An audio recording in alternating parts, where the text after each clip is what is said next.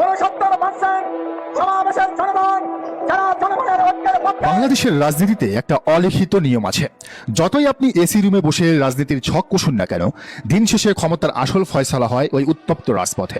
আর সেই রাজপথের অপ্রতিদ্বন্দ্বী রাজা যে বাংলাদেশ জামায়াতে ইসলামী, যাদের নিশ্চিদ্র সাংগঠনিক শৃঙ্খলা এবং জনবল মোকাবেলা করার ক্ষমতা এই মুহূর্তে দেশের আর কোনো রাজনৈতিক দলের নেই, আজ ঢাকার রাজপথ যেন তারই এক জ্বলন্ত এবং ভয়ঙ্কর প্রমাণ দেখল। বর্তমান ক্ষমতাসীন দল বিএনপি সরকারের জুলাই জাতীয় সনদ এবং 70% মানুষের দেওয়া গণভোট বিরোধী চরম হঠকারী এবং অহংকারী অবস্থানের বিরুদ্ধে আজ 11 দলীয় ঐক্যজোটের যে বিক্ষোভ মিছিল এবং সমাবেশ হলো, তা আক্ষরিক অর্থেই ছিল লোকে লোকারণ্য এক অভাবনীয় জনসমুদ্র।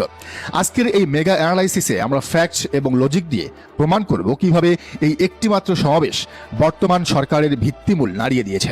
শুধু তাই নয়, আমরা উন্মোচন করব এই সমাবেশ থেকে দেওয়া এনসিপি নেতা নাহিদ ইসলামের একটি ঐতিহাসিক আহ্বানের পেছনের আসল মাস্টার প্ল্যান, যা শুনলে বিএনপি সরকারের নীতি নির্ধারকদের রাতের ঘুম চিরতরে হারাম হয়ে যেতে বাধ্য। প্রথমে আসুন আজকের রাজপথের হিসাবটা একটু মিলিয়ে নিই। রাজনৈতিক বিশ্লেষকদের ধারণা এবং মাঠ পর্যায়ে প্রাথমিক হিসাব বলছে, আজকের এই 11 দলীয় ঐক্যজোটের সমাবেশে কেবল জামায়াতে ইসলামীর ঢাকা মহানগর উত্তর এবং দক্ষিণ শাখা থেকেই অন্তত 1 লাখ ডেডিকেটেড নেতাকর্মী অংশ নিয়েছেন। একবার চিন্তা করে দেখুন দর্শক, শুধু ঢাকা মহানগরের 2টি শাখা থেকে যদি 1 লাখ মানুষ রাজপথে নেমে আসে, তবে পুরো দেশব্যাপী তাদের সাংগঠনিক সক্ষমতার রূপটা কতটা ভয়ঙ্কর হতে পারে। নির্বাচনের পরে বিএনপি হয়তো ভেবেছিল 209 সিটের বিশাল মেজরিটি পেয়ে তারা যা খুশি তাই করবে, জুলাই সনদকে আস্থা করে ছুঁড়ে ফেলবে, আর কেউ তাদের কিছুই করতে পারবে না। কিন্তু আজ বায়তুল মোকাররমের উত্তর গেট থেকে পল্টন পর্যন্ত বিস্তৃত এই বিশাল জনসমুদ্র বিএনপিকে এক চরম এবং বাস্তব সতর্ক বার্তা দিয়ে গেল। মিছিল শেষে বায়তুল মোকাররমের সামনে দাঁড়িয়ে 11 দলীয় ঐক্যজোটের শীর্ষ নেতারা বিএনপির উদ্দেশ্যে যে কথাগুলো বলেছেন, তা প্রতিটি সচেতন নাগরিকের হৃদয়ে গেঁথে যাওয়ার মতো। বক্তারা অত্যন্ত ক্ষোভ এবং লজিকের সাথে স্মরণ করিয়ে দিয়েছেন যে জুলাই গণ অভ্যুত্থানের হাজারো শহীদের রক্তের উপর দাঁড়িয়ে তরুণদের আত্মত্যাগের উপর পা রেখে বিএনপি আজ ক্ষমতার মসনদে বসেছে, সেই শহীদদের স্পিরিট এবং রক্তের সাথেই আজ তারা চরম বেইমানি করছে। ক্ষমতায় বসার আগে বিএনপি জুলাই সনদ মেনে নেওয়ার ভান করেছিল, কিন্তু ক্ষমতায় বসেই তারা পতিত স্বৈরাচার শেখ হাসিনার রেখে যাওয়া সংবিধান আঁকড়ে ধরে ক্ষমতা কুক্ষিগত করার মাস্টার প্ল্যান সাজিয়েছেন। তাদের সব লাগবে, শেখ হাসিনার সিস্টেম লাগবে, শুধু শেখ হাসিনা ছাড়া।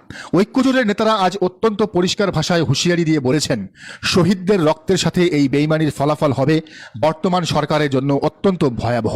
ইতিহাস সাক্ষী, যারা রাজপথের মানুষের সাথে প্রতারণা করেছে, রাজপথই তাদের চরম পতন নিশ্চিত করেছে। কিন্তু প্রিয় দর্শক, আজকের এই বিশাল সমাবেশের সবচেয়ে বড় চমক, সবচেয়ে বড় বোমশেলটি ফাটিয়েছেন তরুণদের দল জাতীয় নাগরিক পার্টি বা এনসিপির শীর্ষ নেতা নাহিদ ইসলাম। তিনি শুধু সরকারের সমালোচনা করেই ক্ষান্ত হননি, তিনি এমন একটি আহ্বান জানিয়েছেন যা আগামী দিনের রাজনীতির পুরো দৃশ্যপটই পাল্টে দিতে পারে। নাহিদ ইসলাম আজ প্রকাশ্যে হাজার হাজার মানুষের সামনে সদ্য সাবেক প্রধান উপদেষ্টা এবং শান্তিতে নোবেলজয়ী ডক্টর মোহাম্মদ ইউনূসকে 11 দলীয় ঐক্যজোটের সাথে রাজপথে আন্দোলনে নামার আহ্বান জানিয়েছেন। সাধারণ চোখে এটিকে হয়তো একটি আবেগী রাজনৈতিক বক্তব্য মনে হতে পারে, কিন্তু যারা রাজনীতির ভেতরের খবর রাখেন, যারা ডিপ পলিটিক্স বোঝেন, তারা জানেন যে নাহিদ ইসলাম এই দাবিটি স্রেফ হাওয়ায় ভাসিয়ে দেননি। অত্যন্ত বিশ্বস্ত এবং উচ্চপদস্থ সূত্রগুলো নিশ্চিত করেছে যে নাহিদ জেনে শুনেই এবং একটি নির্দিষ্ট সিগন্যাল পেয়েই এই দাবিটি রাজপথে তুলেছেন। মূল সত্যটি হল, ডক্টর মোহাম্মদ ইউনূস নিজেও বর্তমান বিএনপি সরকারের এই চরম গাদ্দারি এবং ক্ষমতা কুক্ষিগত করার অপচেষ্টার বিরুদ্ধে রাজপথের এই আন্দোলনে অত্যন্ত সক্রিয়ভাবে অংশ নিতে চান। একটু গভীরভাবে চিন্তা করে দেখুন, ডক্টর মোহাম্মদ ইউনূসের মতো একজন বিশ্ববরেণ্য এবং সর্বজন শ্রদ্ধেয় ব্যক্তি কেন রাজনীতিতে বা রাজপথে নামতে চাইবেন? কারণটা খুব সিম্পল এবং লজিক্যাল। এই জুলাই জাতীয় সনদ এবং এর উপর ভিত্তি করে হওয়া গণভোট, এই দুটো জিনিস হলো ডক্টর মোহাম্মদ ইউনূসের নেতৃত্বাধীন অন্তর্বর্তীকালীন সরকারের সবচেয়ে বড় অর্জন এবং রাষ্ট্র মেরামতের সবচেয়ে শক্ত ভিত্তি। তিনি তার মেধা, আন্তর্জাতিক প্রভাব এবং সর্বজনীন গ্রহণযোগ্যতা কাজে লাগিয়ে এই দেশটাকে স্বৈরাচারের খাত থেকে টেনে তুলে একটি সুন্দর নির্বাচনের পথ তৈরি করেছিলেন। কিন্তু আজ যখন তিনি দেখছেন যে তার সেই গড়ে দেওয়া ভিত্তিটিকে বর্তমান সরকার স্রেফ ক্ষমতার লোভে ধ্বংস করে দিচ্ছে, তখন তিনি তো আর চুপ করে বসে থাকতে পারেন না। ইতিমধ্যে অত্যন্ত নির্ভরযোগ্য আন্তর্জাতিক সূত্রগুলো থেকে জানা গেছে, ডক্টর মোহাম্মদ ইউনূস বিশ্বের বিভিন্ন গুরুত্বপূর্ণ ফোরামে পশ্চিমা রাষ্ট্রপ্রধানদের সাথে এবং আন্তর্জাতিক মানবাধিকার সংস্থাগুলোর কাছে বিএনপির এই জুলাই সনদ লঙ্ঘনের বিষয়টি নিয়ে অত্যন্ত গুরুত্বের সাথে কথা বলেছেন। তিনি আন্তর্জাতিক সম্প্রদায়কে বোঝাতে সক্ষম হয়েছেন যে বাংলাদেশ যদি জুলাই সনদ এবং গণভোটের রায়কে সম্মান না করে, তবে দেশটি আবারও একটি একদলীয় স্বৈরাচারের দিকে ধাবিত হবে।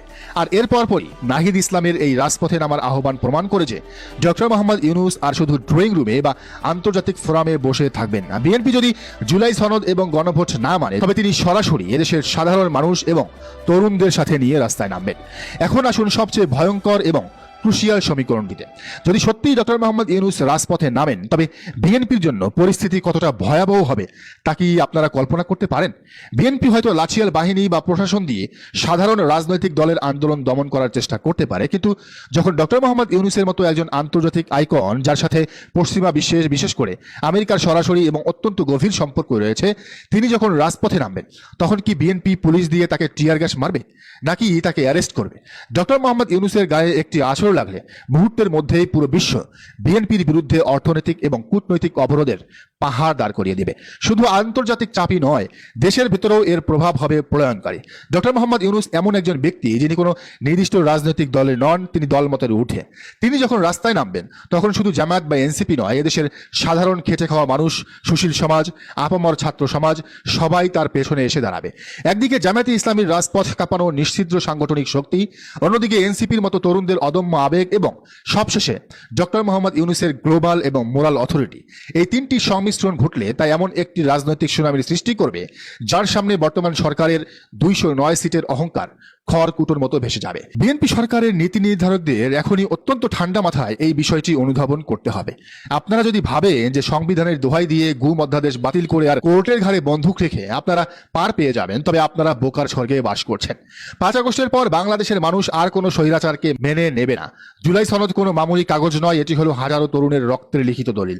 এই দলিলের সাথে বেইমানি করলে ডক্টর ইউনূসকে যদি বাধ্য করা হয় রাজপথে নামতে, তবে আগামী দিনে বিএনপিকে যে চরম রাজনৈতিক এবং অস্তিত্বের সংকটে পড়তে হবে তার পুরো দায়ভার বর্তমান সরকারকেই নিতে হবে। দর্শক, আপনাদের কি মনে হয়? জানান মন্তব্যের ঘরে।